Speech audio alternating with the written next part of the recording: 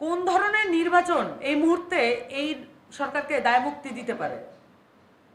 আমাদেরকে আমাদের প্রধান উপদেষ্টা যে বললেন যে গণভোট করার প্রয়োজন নাই কারণ মানুষ সংস্কার বোঝেন না, এই কথাটা 10 মাস পরে এসে তার মুখ দিয়ে উচ্চারিত হওয়ার যে পরিস্থিতি বাংলাদেশে তৈরি হলো, উনি অনেক ভালো মানুষ, উনি অনেক কিছু পারেন, উনি অনেক কিছু করেন, উনি তো মানে ওনার জন্য পুরো দেশের মানুষ সব কিছু বিলিয়ে দিতে রাজি ছিল।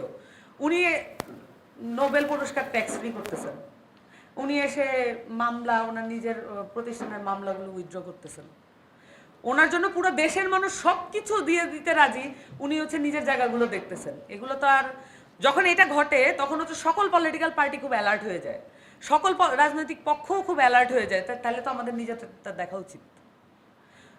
আমাদের মানে এই যে সামনের যে নির্বাচন, এই নির্বাচন দিয়ে যদি আপনার মূল কাঠামোর কোনো পরিবর্তন না হয়, তাহলে আপনি আমাকে এটা কনভিন্স করেন, আমাদেরকে এটা কনভিন্স করেন, দেশের তরুণ প্রজন্ম, আমি না হয় একটা পলিটিক্যাল পার্টি হয়ে গেছে, আপনি আমাকে এক্সক্লুড করেন, আমাকে বাদ দিয়ে দেন, কিন্তু যারা এখন ক্ষিপ্ত, আপনি হাইওয়েকে কনভিন্স করেন না যে সামনের কোন নির্বাচনটা হওয়া উচিত, যে নির্বাচনটা দিয়ে অ্যাকচুয়ালি বোঝা যাবে যে বাংলাদেশের পরিবর্তন হবে।